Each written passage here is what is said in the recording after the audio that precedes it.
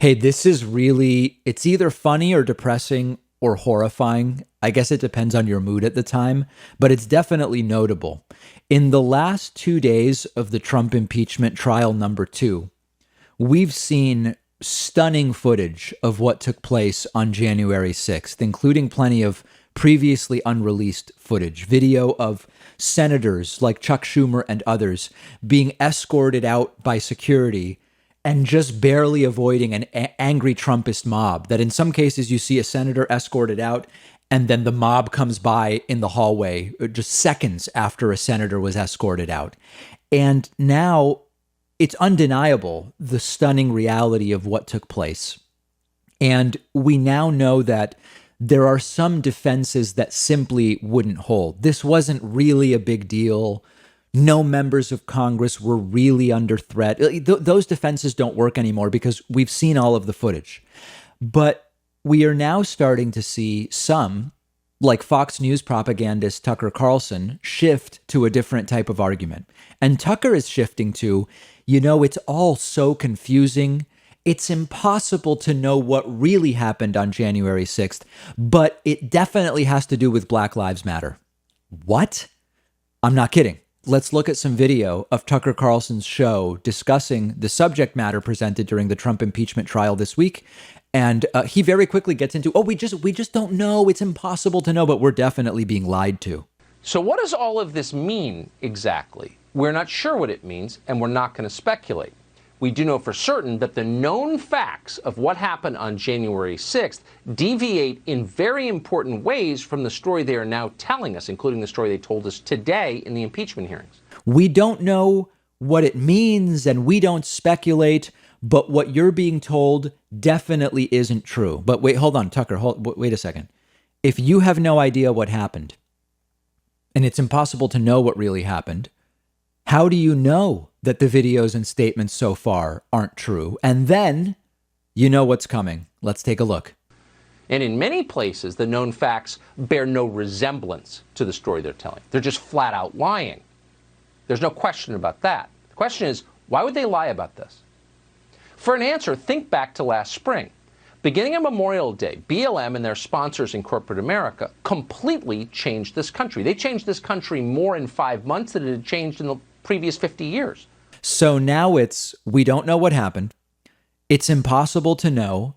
But not only is Tucker sure that he's been lied to, he knows that to understand what happened on January 6th, we have to look at Black Lives Matter protests from 9 months ago.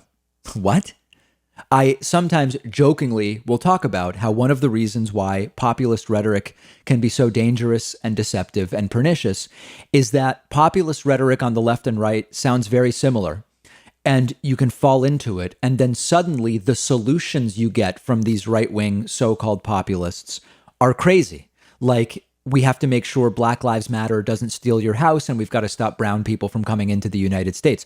Tucker is actually doing it. He's not sure what happened on January 6th, and he wants the people to know the truth. We can't have elites lying to us about what took place. And despite all of the video evidence and Trump inciting it, he doesn't know whether we can even really know what happened, but he's sure that what Black Lives Matter did 8-9 months ago, protesting the death of George Floyd, that's part of what happened. What? Let's continue. How'd they do that? They used the sad death of a man called George Floyd to upend our society. Months later, we learned that the story they told us about George Floyd's death was an utter lie. There was no physical evidence that George Floyd was murdered by a cop. The autopsy showed that George Floyd almost certainly died of a drug overdose, fentanyl.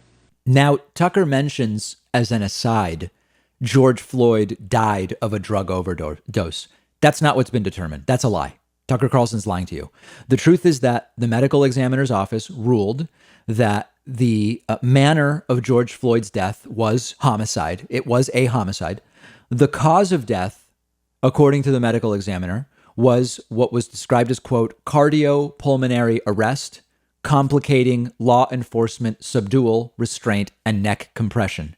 It did also mention conditions related to Floyd's death, arteriosclerotic and hypertensive heart disease. He was not a healthy guy from a cardiovascular standpoint. Fentanyl intoxication and recent methamphetamine use. But Tucker is lying here.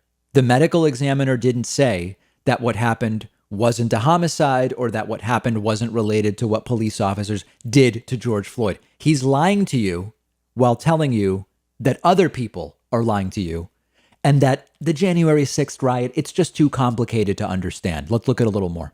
But by that point, facts didn't matter. It was too late. Cities had been destroyed, along with the fabric of this country itself. Scores of people had been killed. Democratic partisans used a carefully concocted myth, a lie, to bum rush America into overturning the old order and handing them much more power. It worked flawlessly.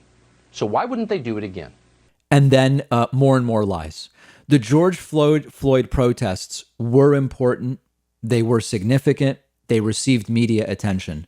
But what social or cultural order did they overturn? Billionaires continued to get richer and richer during an economic downturn and global pandemic. Wealth continued to concentrate at the top. Corporations are still in total control of American society and the economy, and we continue to see regulatory capture. What order did the protests overturn? Yeah, I mean, they raised awareness of issues. They created new activists, but what world order was upended? It didn't happen. And of course, not only is Tucker Carlson lying, he's lying to make you forget about the fact that he's saying, oh, that January 6th situation, we can't really know what happened. It's just too complicated. It's too difficult to know, but you're definitely being lied to. It's incredible and sad that this guy is a hero to so many people who unquestioningly believe everything he says, and it's going to get worse. We've predicted that right-wing media is going to be off the rails for the next 2 years, and it's getting worse and worse. One of our sponsors is Hydrant, which is a delicious fruit drink powder that you mix into water for rehydration, and they're giving you 25% off your first order. It's made with 4 key electrolytes that the body needs, powerfully supporting your hydration. Hydrant tastes great. It's made with real fruit juice. It's been a great part of my daily routine for a while now. Keeping myself hydrated puts me in a better mood.